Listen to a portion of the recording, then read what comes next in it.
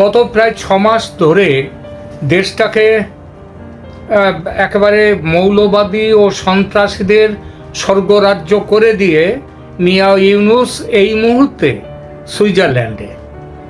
দেশের ভার কার কাছে অফিসিয়ালি দিয়ে গেছেন সেটা বোঝা যাচ্ছে না, তবে সম্ভবত দেশের ভার এখন জুলাই ষড়যন্ত্রের মাস্টার মাইন্ড সন্ত্রাসী মাহফুজ আলম ও তার নিয়োগকর্তা পাকিস্তানের হাতে। অর্থাৎ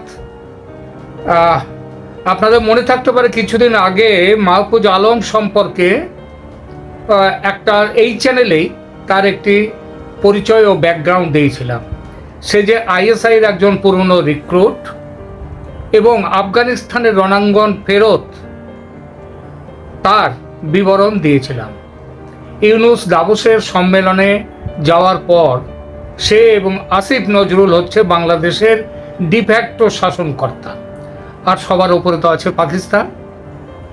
আর ইউনূসের গড় হাজিরের মধ্যেই বাংলাদেশ সফরে এসেছেন পাকিস্তানের গোয়েন্দা সংস্থা আইএসআই এর director general lieutenant general Mohammad Asim মালিক।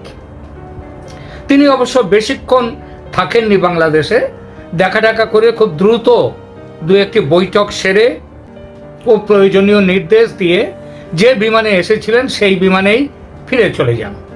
তার সঙ্গে আছেন যে একঝাঁক উচ্চপদস্থ আইএসআই কর্তা, তারা অবশ্য রয়ে গেছেন, যা তাদের মধ্যে আছেন ব্রিগেডিয়ার আলাম আমির আওয়ান, ব্রিগেডিয়ার মোহাম্মদ উসমান জাতিফ প্রভৃতি। তারা দুবাই ঘুরে এমিরেটস ফ্লাইট নম্বর EK586 ধরে ঢাকায় এসেছেন গত পরশু 21শে জানুয়ারি। এতই গোপন ও চোরের মতো এই আশা যে ঢাকার বিমানবন্দর জনশূন্য করে দিতে হয় যাতে তাদের আসার খবর ফাঁস না হয়, এবং সেটা করার উদ্দেশ্যে বিমানবন্দরে বোমাতঙ্ক অর্থাৎ বোমা লুকিয়ে রাখা আছে এই আতঙ্ক ছড়িয়ে দিয়েছিল কর্তৃপক্ষ। এবং বিমান থেকে অত্যন্ত সংগোপনে এই আইএসআই কর্তাদের সেনা মালিকানায় চালিত ঢাকার একটি 5 তারা হোটেলে নিয়ে যাওয়া হয়। ঢাকার সেনা কর্তৃপক্ষ ডিজিএফআই বা ডাইরেক্টর জেনারেল অফ ফোর্সেস ইন্টেলিজেন্সের প্রধান মোহাম্মদ ফাইজুর রহমান, তার তত্ত্বাবধানে পুরো এই আলোচনা পর্ব চলে। তাদেরকে এখানে যেসব স্বাগত জানানো সেসবই এই ফাইজুর রহমানের তত্ত্বাবধানে চলে।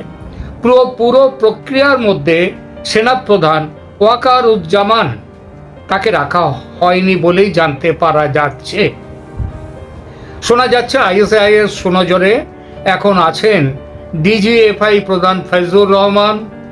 ওয়াকারকে হটিয়ে ফাইজুরকে সেনাপ্রধান করার প্ল্যান আছে আইএসআই এর।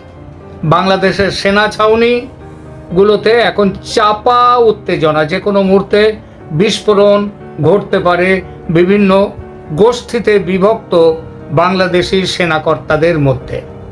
যাই হোক, গতকাল আইএসআই কর্তারা চট্টগ্রাম গিয়েছিলেন। সেখানে আরাকান আর্মিকে দমন করার ব্যাপারে রোহিঙ্গাদের হাতে অস্ত্র তুলে দেওয়ার সিদ্ধান্ত পাকা করা হয়েছে এবং রোহিঙ্গাদের সেনা দলে ভর্তি করার সিদ্ধান্তও হয়েছে। যেভাবে পাকিস্তানি কর্তারা সিদ্ধান্ত গ্রহণ করছিলেন ও তাদের সিদ্ধান্ত জানিয়ে দিচ্ছিলেন, তাতে স্পষ্ট বাংলাদেশ সেনা ও গোয়েন্দা বিভাগ পাকিস্তানের কাছে সম্পূর্ণ আত্মসমর্পণ ইতিমধ্যেই করে ফেলেছে এবং মেক বাংলাদেশ পাকিস্তান এগেন করার যে পরিকল্পনা বাইডেন প্রশাসন ও ডিপ স্টেট আগেই ছকে রেখেছে, ট্রাম্প ক্ষমতায় আসার পরেও সেই পরিকল্পনা পাকিস্তান ও বাংলাদেশের বর্তমান শাসক গোষ্ঠী তারা ত্যাগ করেনি। বলা বাহুল্য, এই পরিকল্পনার মূল লক্ষ্য ভারতকে চাপে রাখা, ভারতের মধ্যে সন্ত্রাসবাদকে ছড়িয়ে দিয়ে ভারতকে টুকরো টুকরো করা এবং ভারতের অগ্রগতিকে থামিয়ে দিয়ে ডেমোক্র্যাটদের যে বাম ও ইসলামিক তত্ত্ব আছে, ডেমোক্র্যাটদের প্রিয় বিষয়, সেই তত্ত্বের পুনঃপ্রতিষ্ঠা করা। মনে রাখবেন, ইউনূস ক্ষমতা গ্রহণের দিনেই উত্তর পূর্ব ভারতকে বিচ্ছিন্ন করার হুমকি এই জন্যেই দিয়েছিলেন। এবং মাহফুজ আলম এই ফন্দি মাথায় রেখে নতুন মানচিত্র দিয়েছিলেন তার ফেসবুক পোস্টে কয়েকদিন আগে। ঠিক মোক্ষম সময়ে ইউনূসকে বাংলাদেশ থেকে সরিয়ে ডোভাসে নিয়ে যাওয়াটাও ডিপ স্টেটের পরিকল্পনা মাফিক করা হয়েছে, যাতে ইউনূসকে কিছুটা নিষ্পাপ, কিছুটা অপাপবিদ্ধ এটা দেখানো যায়। অবশ্য আইএসআই কর্তারা যা আসবেন সেটা ইউনূস ভালোভাবেই জানতেন।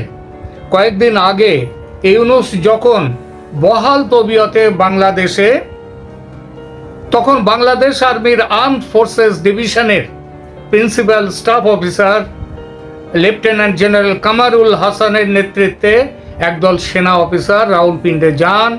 ইউনূসের অজান্তে এসব হয়েছে, মেনে নেওয়া যায় না।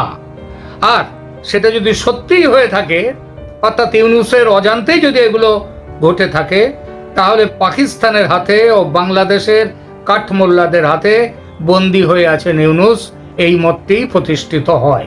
মনে রাখতে হবে, সেই সফরও হয়েছিল চোরের মতো। এই যে বাংলাদেশের যে সেনাকর্তা গিয়েছিলেন রাওয়ালপিন্ডিতে, সেইটাও ছিল চোরের মতো, অত্যন্ত গোপনে। এক লাইনের একটি বার্তাও সেই সফর বিষয়ে প্রকাশ করেনি সরকার বা সেনা কর্তৃপক্ষ। এখন যেটা করেছে সেটা বাধ্য হয়ে, এবং কয়েকদিন পর যখন সফরের খবর জানাজানি হয়ে গেছে। কিন্তু এই গোপনীয়তা কেন? কারণ 1971-এর স্বাধীনতা লাভের পর এই প্রথম পাকিস্তানের এত বড় আইএসআই কর্তার বাংলাদেশের মাটিতে পদার্পণ হলো। গত কয়েক মাস ধরে চলছিল ষড়যন্ত্র। একটু একটু করে শুরু হয়েছিল মেক বাংলাদেশ পাকিস্তান এগেন এই ক্যাম্পেইন। নিশ্চিতভাবেই বলা যায় এই ব্যাপারটা ভারত সহজভাবে মেনে নেবে না, নেয়ার কথাও নয়। ভারতের জনগণও সহজভাবে নেবে না এগুলো মেনে। পাকিস্তানি অত্যাচার থেকে সে দেশের মানুষকে মুক্তি দিতে ভারতের জনগণ অনেক মূল্য দিয়েছে। ৩,৫০০ জওয়ান প্রাণ দিয়েছে, কয়েক শত কোটি অর্থ ব্যয় করেছে ভারত সরকার।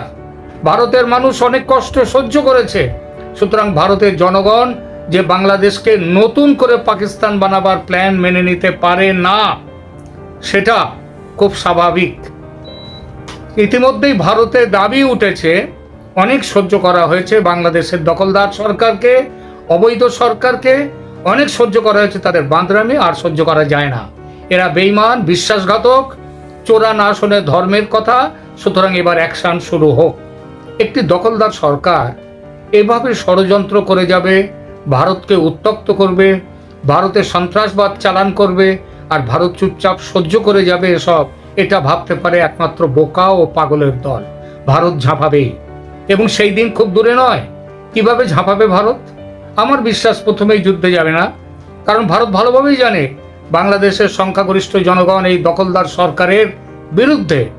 যারা গায়ের জোরে ডাকাতি করে ক্ষমতা দখল করেছে তাদেরকে মানে না সেখানকার সাধারণ জনগণের সংখ্যাগরিষ্ঠ অংশ।